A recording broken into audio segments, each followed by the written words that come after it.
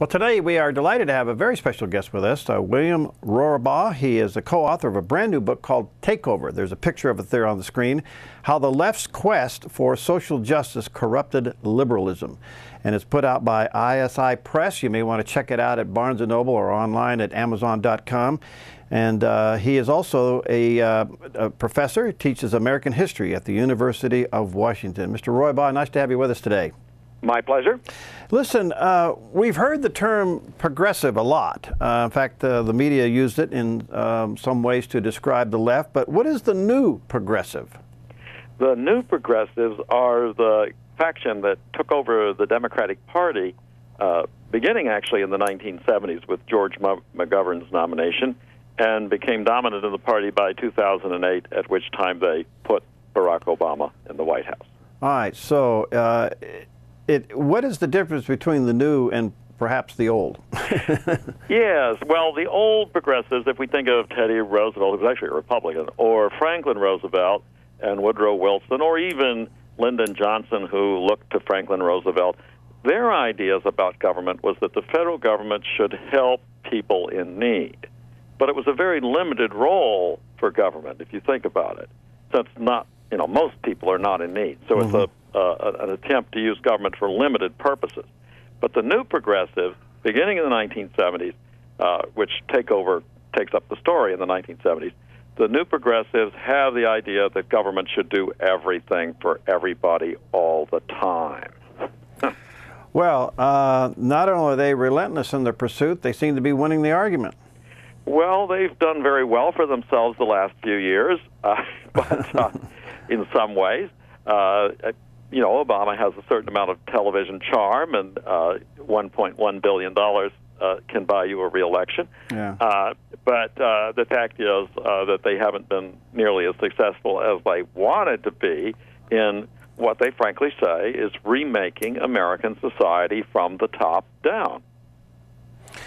Now, one of the things about President Obama that seems to be so interesting, now granted, he won re-election. The Republicans seem to have the House, which doesn't really mean a whole lot these days. I don't see any pushback coming out of there. But it appears that the president is borderline being imperialistic. I mean, he doesn't seem to be called on the carpet for abuse of powers. He's just going for this agenda and just full throttle.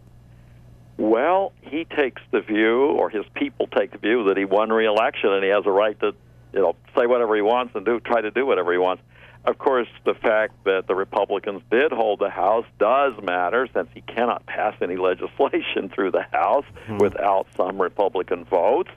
And Takeover, I think, really explains why and how this came about, and why Obama managed to, get where he got today, and what kind of a political combination he put together, which included the votes of lots of poor people on the one hand and a lot of really big money on the other hand. And, of course, if you have the two ends operating against the middle, you can see who's going to be the loser in that.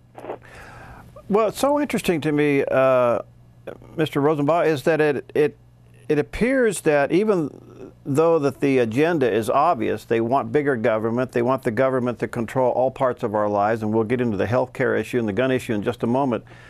But it also appears that we can't afford this. In the long run, does it implode on them?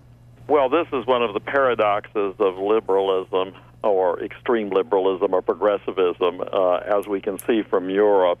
Ultimately, what was it Margaret Thatcher said, the trouble with socialism, you run out of other people's money. Right, right. And the only solution that Obama has proposed about every other week is higher taxes.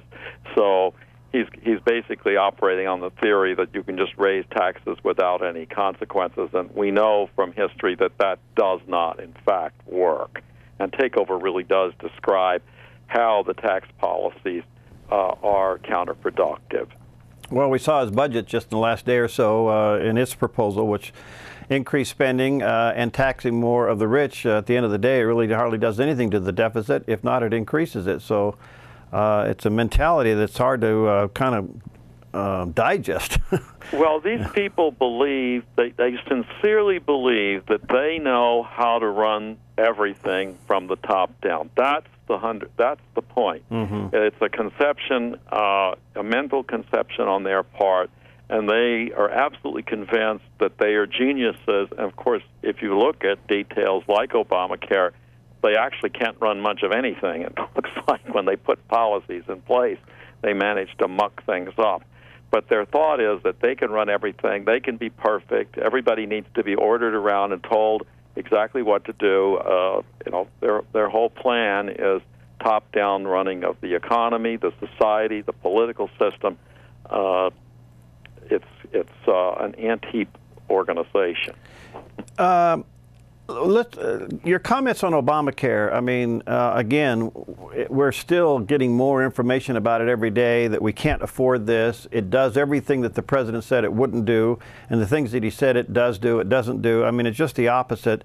But at the end of the day, we can't afford this. Where do you think this is going to take us? We certainly can't afford it in its present form, and there's a lot of evidence, which is discussed in a chapter in Takeover, of how the real scheme is to end up with socialized medicine. Mm-hmm. That Obamacare is just a step, and after it proves unsuccessful, then socialized medicine will be the next result. Is this, well, we saw Hillary Care, and then that got thrown under the bus. Now we got Obamacare, which is law. So if they modify Obamacare, they still end up winning because they got what they wanted, and that's liberalized medicine or socialized medicine. Well, that depends on how it's modified, doesn't it, and who does the modifying. Yeah. I mean, I have to say, as long as Obama's president, I wouldn't be too optimistic for too many changes in the law. But, of course, the law may prove to be so unworkable next year. I mean, we won't know till next year when it goes into effect how it really works on the ground. A lot of people, a lot of Democrats, in fact, are very nervous now about, as they see that there are lots of unanswered questions. You know, there seems to be a little bit of a division now, even within the new progressive movement of the president's proposed budget, that it's cutting in areas that even the new progressives don't want them to cut. Is this a potential divide within the ranks that could be problematic for him? Well, that's a possibility. One has to wonder whether he puts that in there really hoping to make a deal with the Republicans, or whether, in fact, maybe he knows or believes that no deal is actually possible, and he's just letting that sit there for a while to make himself look a little less liberal, perhaps. We've watched with great interest the arguments before the Supreme Court on same-sex marriages, and again, this is an incredible time in our nation's history. Having no idea how that ruling is going to be, how did you think the arguments went? Oh, I haven't followed that one very closely. It seems to me that the court has, there's more than one case, and they've got sort of tangled issues in the cases about jurisdiction, and they may choose, in fact, to make narrow rulings that will actually kind of muddle the results even more than they're already muddled. So I don't know how that will turn out. You know, back to the beginning of the new progressive movement, or the new progressivism, is back to 1970. We've seen its effect in the courts, and that to me is perhaps one of the most dangerous parts of this whole equation. It seems that the liberals have had an incredible impact on the courts, and we're dangerously close to losing the Supreme Court. That's absolutely true. And one of the things that happened in the 1970s is that the New Left, not being successful with George McGovern, not failing to get him elected, in fact, losing 49 states, they nevertheless began to take over institutions like Yale Law School, and Ralph Nader, through his creation of public interest law, as we describe in Takeover, really became a key figure in radicalizing the law, and it included putting very left-wing judges on the bench, as well as turning out a whole generation of left-wing lawyers from the law schools, so that the law itself today is a far more left profession than it's ever been in American history. Do you address the ACLU issue in your book? We we mention it in passing, but I think we think that the ACLU is ACLU has always been recognized as a left organization, and so that's not anything new. That's been on the on there for many decades. But what we see is public interest law groups that appear to be middle of the road or mainstream, but which, when you look under the surface, they're actually staffed with left-wing lawyers. And so they're really much more left-wing in reality than they appear to be on the surface. And that's one of the real changes that's taken place in the last 40 years. And, working hand in glove with the Obama administration, these left-wing public interest law groups that are mostly founded by Nader, he founded dozens of them, they're the ones that are actually, even if the Republicans can block laws in Congress, lawsuits filed by these groups combined with bureaucratic rulings from inside the Obama administration can have a tremendous left-wing effect. The right seems to be so broken they can't counter this, so the long-term consequences of where we are could be irreparable. Well, it does come down to who wins elections in the end, doesn't it? Yeah, it really does. Well, it's true, yes. Do you think there's a way out of this? Well, yes. I mean, we simply have to return to a more common sense kind of approach to governance. We have to recognize we have a federal system for a reason. It's not sensible to try to govern a country of this size, a continental size, from Washington, D.C. It's unworkable. We know the federal budget is out of control, and we simply need to rope things in. It's that simple. Fascinating. Well, the book is entitled Takeover, How the Left's Quest for Social Justice Corrupted Liberalism. There's a picture of it there on the screen. It's put out by ISI Press. You may want to check it out at Barnes & Noble or online at Amazon.